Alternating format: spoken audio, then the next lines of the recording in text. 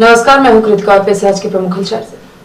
प्रधान जिला न्यायाधीश एवं अध्यक्ष जिला विधिक सेवा प्राधिकरण अमिताभ मिश्र के मार्गदर्शन में 11 दिसंबर 2021 दिन शनिवार को नेशनल लोक अदालत का आयोजन किया जा रहा है। नेशनल लोक अदालतों में आपसी राजीनामा के प्रकरणों का निराकरण सर्वोत्तम तरीका है, जिससे समय एवं धन की क्षति रुकती है और मानसिक शांति भी प्राप्त होती है। सचिव जिला विधिक सेवा प्राधिकरण सीधी ने 11 दिसंबर को आयोजित होने वाली नेशनल लोक अदालत की जानकारी देते हुए कहा कि समस्त प्रकार के राजीनामा योग्य प्रकरणों का निराकरण नेशनल लोक अदालत के माध्यम से किया जा रहा है, जिससे प्रकरण पूरी तरह समाप्त हो जाता है और सभी पक्षकारों की जीत होती है। सचिव जिला विधिक सेवा प्राधिकरण सीधी ने मध्यस्थता प्रक्रिया की जानकारी देते हुए बताया कि इस प्रक्रिया के अंतर्गत न्यायालय के बाहर आपसी समझौता होता है, इसे वापस न्यायालय में प्रेषित किया जाता है, तदनुसार न्यायालय द्वारा समझौते का निर्णय दिया जाता है। नेशनल लोक अदालत में न्यायालय में लंबित राजीनामा योग्य प्रकरणों एवं लिटिगेशन प्रकरण का निराकरण किया जाएगा। नेशनल लोक अदालत के माध्यम से राजीनामा योग्य आपराधिक प्रकरणों, सिविल प्रकरणों, चेक बाउंस प्रकरणों, वैवाहिक एवं पारिवारिक प्रकरणों, विद्युत अधिनियम के प्रकरणों, धन वसूली प्रकरणों आदि का निराकरण पक्षकारों की आपसी सहमति से किया जाएगा। नेशनल लोक अदालत में विद्युत अधिनियम 2003 की धारा 126 एवं 135 के अंतर्गत न्यायालयों में लंबित प्रकरणों के लिए निम्न दाब श्रेणी के समस्त घरेलू, समस्त कृषि 5 किलोवाट तक के गैर घरेलू, 10 अश्वशक्ति भार तक के औद्योगिक उपभोक्ता को छूट दी जाएगी। इन प्रकरणों में लिटिगेशन स्तर पर कंपनी द्वारा आंकलित सिविल दायित्व की राशि में 30% एवं अंकलित राशि के भुगतान में चूक किए जाने पर निर्धारण आदेश जारी होने की तिथि से 30 दिवस की अवधि समाप्त होने के पश्चात प्रत्येक छमाही चक्रवृद्धि दर अनुसार 16% प्रतिवर्ष की दर से लगने वाले ब्याज की राशि पर 100% की छूट दी जाएगी। लिटिगेशन स्तर पर कंपनी द्वारा आंकलित सिविल दायित्व की राशि में 20% एवं आंकलित राशि के भुगतान में चूक किए जाने पर निर्धारित आदेश जारी होने की तिथि से 3 दिवस की अवधि समाप्त होने के पश्चात प्रत्येक 6 माह चक्रवृद्धि दर अनुसार 16% प्रतिवर्ष की दर से लगने वाले ब्याज की राशि पर 100% की छूट दी जाएगी। सामान्य विद्युत देयकों के विद्युत बकाया राशि पर कोई छूट नहीं दी जाएगी। यह छूट मात्र नेशनल लोक अदालत दिनांक 11/12/2021 में समझौता करने के लिए ही लागू होगी। अपराध शमन फीस अधिनियम के प्रावधान अनुसार वसूली की जाएगी। नगरीय निकाय के अंतर्गत संपत्ति कर एवं जल कर के अधिभारों में छूट दी गई है। संपत्ति कर के ऐसे प्रकरण जिनमें कर तथा अधिभार के 50,000 रुपए बकाया है, उसमें अधिभार पर 100%, 50,000 से अधिक तथा 1 लाख रुपए बकाया होने पर 50% एवं 1 लाख से अधिक बकाया होने पर अधिभार में 25% की छूट दी जाएगी।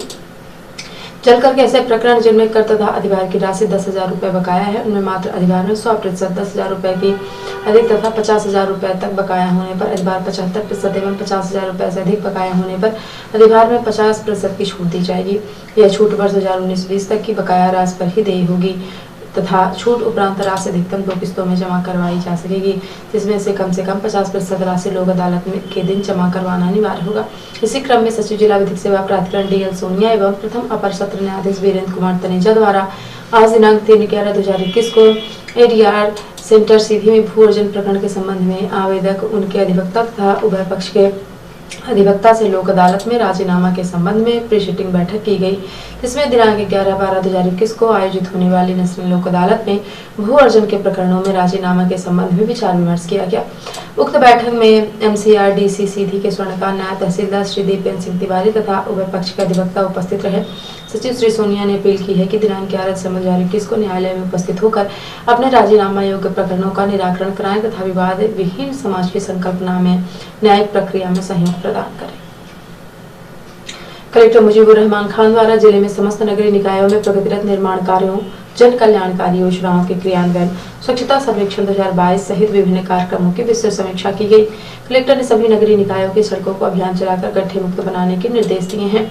कलेक्टर ने कहा कि सड़कों में गड्ढों से होने वाले दुर्घटना की संभावनाएं बनी रहती हैं। सभी मुख्य नगर पालिका अधिकारी अपने नगरीय क्षेत्र का निरीक्षण कर लें तथा अभियान चलाकर 15 दिसंबर तक गड्ढों को भरने की कार्यवाही सुनिश्चित करें। कलेक्टर ने स्वच्छता सर्वेक्षण 2022 के दृष्टिगत सभी नगरीय निकायों में विशेष सफाई अभियान चलाने के निर्देश दिए हैं। कलेक्टर ने विभिन्न वार्डों का क्लस्टर बनाकर उसके लिए नोडल अधिकारी नियुक्त करने के निर्देश दिए हैं। कलेक्टर ने कहा कि नोडल अधिकारी अपने क्लस्टर में स्वच्छता गतिविधियों के लिए जिम्मेदार होंगे। वे संबंधित वार्डों में स्वच्छता की स्थिति में निगरानी रखेंगे तथा नियमित सफाई के साथ साथ विशेष सफाई अभियानों का नेतृत्व करेंगे। स्वच्छता गतिविधियों में नागरिकों की सहभागिता सुनिश्चित करेंगे। कलेक्टर श्री खान ने अतिक्रमण के विरुद्ध कड़ी कार्यवाही करने के निर्देश दिए हैं। कलेक्टर ने कहा है कि नगरीय क्षेत्रों में अतिक्रमण को प्रथम स्टेज पर ही रोकने की आवश्यकता है। नगरीय क्षेत्रों में प्रगतिरत निर्माण कार्यों की अनिवार्य रूप से जांच करें तथा यह सुनिश्चित करें के निर्माण कार्य की विधिवत परमिशन प्राप्त की गई है। कलेक्टर सिखान ने कहा कि शासन की सभी हितग्राही मूलक योजनाओं में समस्त पात्र हितग्राहियों को लाभान्वित करने और सुनिश्चित करने के लिए कि एक भी पात्र हितग्राही योजना के लाभ से वंचित न रह जाए, इस लक्ष्य को लेकर प्रदेश व्यापी अभियान आपकी सरकार आपके साथ अभियान के रूप में 26 जनवरी 2022 तक संचालित किया जा रहा है। इस अभियान के अंतर्गत प्रत्येक जिले में ग्रामीण क्षेत्रों में ग्राम पंचायतवार एवं नगरीय क्षेत्रों में वार्डवार शिविरों का आयोजन कर सभी पात्र हितग्राहियों के आवेदन प्राप्त किए जाने और उक्तानुसार प्राप्त आवेदनों का निराकरण तत्काल कर शिविर में ही योजनाओं का लाभ देना सुनिश्चित किए जाने के निर्देश हैं। कलेक्टर ने समस्त मुख्य नगर पालिका अधिकारियों को निर्देशित किया है कि नगरीय क्षेत्र के प्रत्येक वार्ड में निर्देशानुसार शिविरों का आयोजन सुनिश्चित करें, शिविरों का व्यापक प्रचार प्रसार करें तथा सभी पात्र हितग्राहियों को जन कल्याणकारी योजनाओं का हित लाभ देना सुनिश्चित करें। इसके साथ ही कलेक्टर द्वारा सभी जन कल्याणकारी योजनाओं के प्रभावी क्रियान्वयन तथा स्वरोजगार योजनाओं के लक्ष्यों की प्राप्ति के निर्देश दिए हैं। कलेक्टर ने सीएम हेल्पलाइन में दर्ज शिकायतों के समय सीमा में गुणवत्तापूर्ण निराकरण के निर्देश दिए हैं। बैठक में अपर कलेक्टर बीके पांडे, समस्त मुख्य नगर पालिका अधिकारी तथा संबंधित विभागीय अधिकारी उपस्थित रहे। विकासखंड स्तरीय खेलकूद व सामर्थ्य प्रदर्शन प्रतियोगिता कार्यक्रम माध्यमिक शाला मधुरी में संपन्न हुआ। कार्यक्रम में दिव्यांग छात्र, श्रवण बाधित, मूकबधिर, दृष्टिबाधित, अस्थिबाधित, मानसिक मंद एवं सर्व शिक्षा अभियान के तहत कक्षा 1 से 8वीं तक के बच्चों ने विभिन्न प्रतियोगिताओं में भाग लिया। प्रतियोगिता में 50 मीटर, 100 मीटर की दौड़, गोला फेंक, रंगोली चित्रकला में भाग लेते हुए अपनी प्रतिभाओं को दिखाया।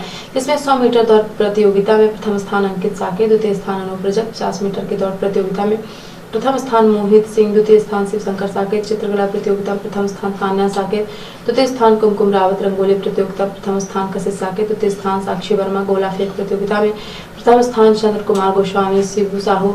विभिन्न शासकीय एवं अशासकीय विद्यालयों के 6 से 14 वर्ष के दिव्यांग छात्रों ने प्रतियोगिता में उत्साहपूर्वक भाग लिया एवं प्रथम द्वितीय स्थान पाने वाले छात्रों तथा अन्य समस्त छात्रों को सांत्वना पुरस्कार दिया गया। इस कार्यक्रम में विकास खंड से बीसी विश्वनाथ शर्मा, रविशंकर तिवारी, माध्यमिक शाला करौंदिया पानी टंकी से प्रधानाध्यापक सविता सिंह एवं माध्यमिक शाला मधुरी के प्रधानाध्यापक राम सहाय साकेत, जन शिक्षक डॉक्टर मनीष शुक्ल, उपयंत्री रमाशंकर तिवारी, लेखापाल अरुण यादव, जितेंद्र धर द्विवेदी, विभिन्न विद्यालयों के दिव्यांग छात्रों लाने वाले शिक्षक एवं उनके अभिभावक माता पिता उपस्थित रहे। रिपोर्टर हिमांशु रौतेला ने बताया है कि नैनीताल उत्तराखंड राज्य विधिक सेवा प्राधिकरण के निर्देशानुसार आगामी 11 दिसंबर को उच्च न्यायालय सहित राज्य की सभी जिला अदालतों व परिवार न्यायालयों के साथ ही श्रम न्यायालयों में राष्ट्रीय लोक अदालत का आयोजन किया जा रहा है। इसमें आपसी समझौते के आधार पर लंबित वादों का निस्तारण किया जाएगा। उत्तराखंड राज्य विधिक सेवा प्राधिकरण के विशेष कार्य अधिकारी व उप सचिव सैयद गुरफान ने बताया कि बीते 20 नवंबर तक करीब 15,000 वादों को संदर्भित किया गया है और 4 दिसंबर तक वादों को संदर्भित किया जाना है, जिसमें वादों के बढ़ने की उम्मीद है और अधिक से अधिक वादों के निस्तारण का लक्ष्य रखा गया है, जिससे कि केसों की पेंडेंसी को खत्म किया जा सके। इसके अलावा उन्होंने बताया कि आगामी 5 दिसंबर को उत्तराखंड की सोरघाटी पिथौरागढ़ में मेगा शिविर का आयोजन भी किया जा रहा है, जिसमें न्यायमूर्ति यूयू ललित व केंद्रीय कानून मंत्री शिरकत कर केंद्र व राज्य की तमाम जन कल्याणकारी न्यायिक योजनाओं के बारे में विस्तार पूर्वक जानकारी दी। निस्तारण का लक्ष्य रखा है और इसकी जो रेफरल मैटर की जो लिस्ट आएगी वो 4 तारीख को हमें SLSA को प्राप्त होगी। जिला न्यायालयों से एवं हाई कोर्ट से भी जो भी लिस्ट रेफर होगी वो ज़्यादा से ज़्यादा मामले का निस्तारण किया जाएगा। अब तक तो लगभग जो है 15 से 20 हज़ार मामले रेफर हो चुके हैं।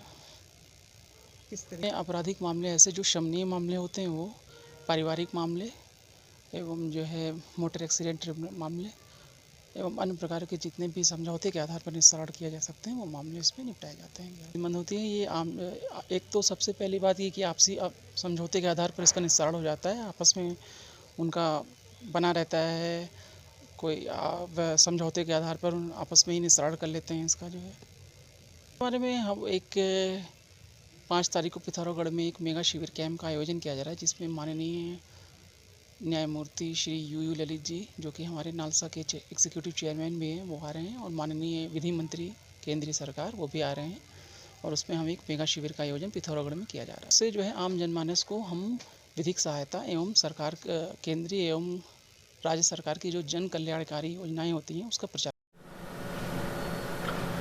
नैनीताल जिलाधिकारी धीराज सिंह गारवाल ने माल रोड स्थित म्यूनिसिपल लाइब्रेरी, दुर्गालाल शाह नगर पालिका पुस्तकालय का आज पर्यटन ADB नगर पालिका अधिशासी अधिकारियों के साथ औचक निरीक्षण कर संबंधित अधिकारियों को आवश्यक दिशा निर्देश देते हुए कहा कि सौंदर्यकरण कार्यों में जो भी आंशिक कमियां शेष हैं उसके लिए नगर पालिका ADB के अधिकारियों को तत्काल पूर्ण करने के निर्देश दिए। उन्होंने पर्यटन अधिकारी को निर्देश दिए कि जब तक कार्य पूर्ण नहीं होता तब तक वैकल्पिक व्यवस्था पुस्तकालय के सौंदर्यीकरण के कार्य पर नगर में लगे टूरिज्म से 200 स्ट्रीट लाइट जिनका हैंड ओवर नगर पालिका द्वारा अभी नहीं लिया गया है, इसके लिए गारब्याल ने पर्यटन अधिकारी को वैकल्पिक के माध्यम से सभी लाइटें सुचारू करने के निर्देश दिए।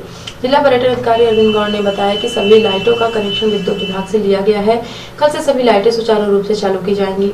इस मौके पर नगर पालिका परिषद के अध्यक्ष सचिन नेगी, नगर पालिका अधिशासी अधिकारी अशोक वर्मा के साथ अन्य संबंधित अधिकारी उपस्थित थे। दिव्यांग दिवस के अवसर पर विधायक नवीन दुमका, निदेशक समाज कल्याण BL फिरमान एवं उप जिलाधिकारी मनीष कुमार सिंह ने दीप प्रज्वलित कर नैब कौलापान में शुभारंभ किया। इस अवसर पर दिव्यांगों को कृत्रिम अंग एवं राज्य स्तरीय दक्षता दिव्यांग उत्कृष्ट पुरस्कार भी प्रदान किए गए।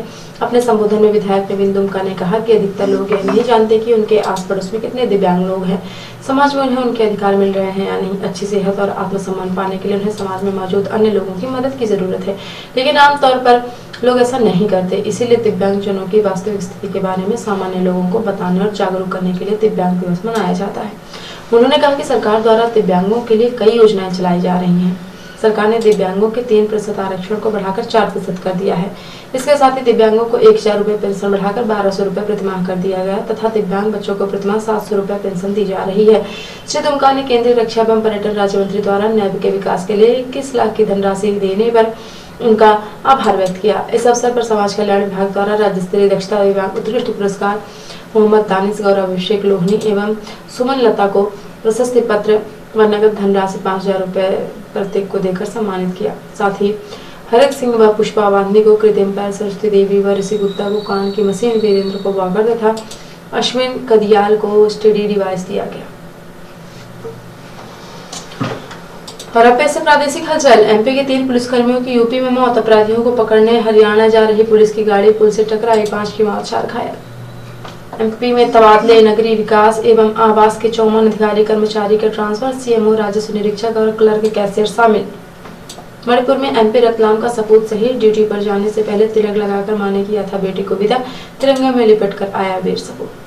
और सरकार का एक्शन, बुरहानपुर के एडिशनल SP अभिषेक दीवान सस्पेंड, कोर्ट ने सुनाई 6 महीने की सजा। और अब से राष्ट्रीय हलचल। किसानों के बहाने केंद्र पर हमला, राहुल बोले हमारे पास आंदोलन के दौरान मारे गए 500 किसानों के नाम, सरकार जांच का मुआवजा दे। कंगना रनौत पर पंजाब में हमला, किसानों को खालिस्तानी आतंक कहने से नाराज भीड़ ने कार घेरी, एक्ट्रेस ने बाहर निकलकर मांगी माफी। 3 राज्यों में जवाद तूफान की दस्तक, आंध्र प्रदेश, बंगाल और उड़ीसा में भारी बारिश की चेतावनी, रेस्क्यू के लिए NDRF की 42 टीमें तैनात। और कश्मीर में ISIS का खौफनाक वीडियो, ट्रैफिक पुलिस के जवान को पीछे से गोली मारने की जिम्मेदारी ली।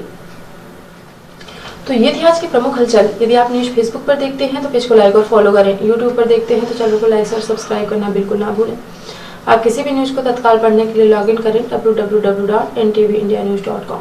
सीधी एवं विधि की प्रत्येक न्यूज का अपडेट अपने फोन पे पाना चाहते हैं तो आप प्ले स्टोर से हमारा app NTV India news download करें और जुड़े रहें अपने आसपास की समस्त गतिविधियों से NTV इंडिया न्यूज के साथ। नमस्कार।